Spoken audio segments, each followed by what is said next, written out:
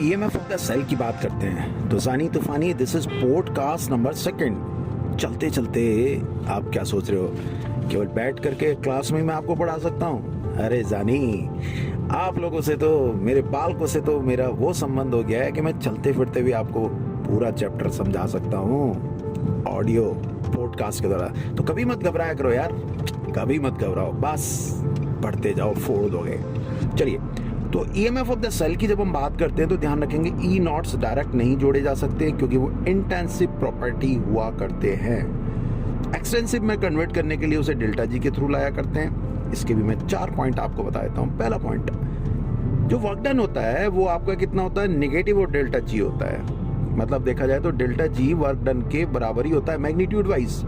तो कल को अगर हमसे कोई सेल की एफिशिएंसी पूछता है, दिस इज अमेजिंग, कि सेल की एफिशिएंसी कितनी है, तो वर्क डन अपॉन हीट जो है, तो वर्क डन कितना हुआ भाई, डेल्टा जी नेगेटिव साइन के साथ और मैग्नीट्यूड में डेल्टा जी हुआ, डिवाइड बाय जो भी हीट है दैट इज डेल्टा एच। तो एफिशिएंसी क्या होगी, delta G upon delta H से निकल जाएगी। पहला पॉइंट। दूसरा पॉइंट हमारे पास में जब बात आती है, ठीक है, हमसे क्या कहता है, लैग्रांज सेल की बात करेगा, जैसे बैटरीज की बात करेगा, फ्यूल सेल की बात करेगा, इन सब चीज की। तो जब भी हम इन चीजों की बात करते हैं तो सेल के अंदर क्या होता है, केमिकल एनर्जी आपकी इलेक्ट्रिकल एनर्जी में चेंज होती है। केमिकल एनर्जी आपकी इलेक्ट्रिकल एनर्जी में चेंज होती है। अब जब हम बैटरीज या सेल के रिस्पेक्टिव चले जाते हैं तो वहां पर जाकर के देखते हैं, जैसे लेड बैटरी है, लेड बैटरी आपके पास में क्या होता है, 38% उसके अंदर सोल्यूशन होता है H2SO4 का, ठीक है, H2SO4 का सोल्यूशन हुआ करता है, ठीक है। तो उनके सबके ऊपर भी थोड़ी देर में बात करूंगा, पहले यहाँ बात कर लेते हैं। दूसरा पॉइंट हमारे पास में क्या हुआ करता है इसके अंदर, सेल वाले में हमें ये ध्यान रखना है कि हमारे पास एक कंसंट्रेटेड सेल होता है और एक हमारे पास में नॉर्मल सेल होते हैं। जब हम कंसंट्रेटेड सेल की बात करते हैं तो एक बहुत इंपॉर्टेंट बात है कि कंसंट्रेटेड सेल में हम ई नॉट इज इक्वल टू हमारा डेफिनेटली 0 हो जाता है, क्योंकि वहां पर दोनों तरफ हमारे पास में जो डिपॉजिटेड होते हैं या इलेक्ट्रोड्स जो होते हैं वो सेम हुआ करते हैं, ये चीज का ध्यान रखे रहेंगे। तीसरी बात हमारे पास में ईएमएफ द सेल में, कि जब हम ईएमएफ द सेल की बात करते हैं तो ईएमएफ द सेल निकालते समय delta G is equal to delta G not plus RT log e Q होता है, ठीक है। अब जैसे डेल्टा जी की वैल्यू 0 करोगे तो हम इसको कहेंगे इक्विलिब्रियम आ गया, उस समय क्यू को के इक्विलिब्रियम लिख दिया जाएगा। तो delta G naught is equal to minus RT log e के इक्विलिब्रियम।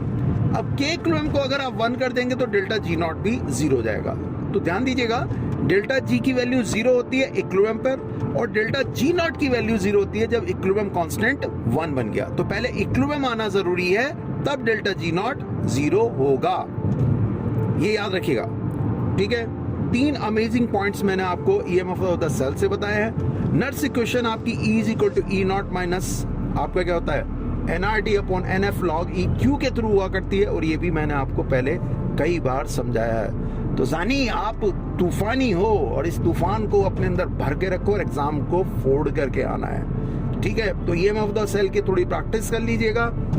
और एक पॉडकास्ट मैंने और दिया था, एक पॉडकास्ट में कंडक्शन और बैटरीज और सेल का और देने जा रहा हूं, दैट इज अमेजिंग, क्योंकि ये थ्योरेटिकल है। तीसरा इज प्योर थ्योरेटिकल, तो छोड़ ना जाना, भूल ना जाना, नहीं तो होगा पछताना।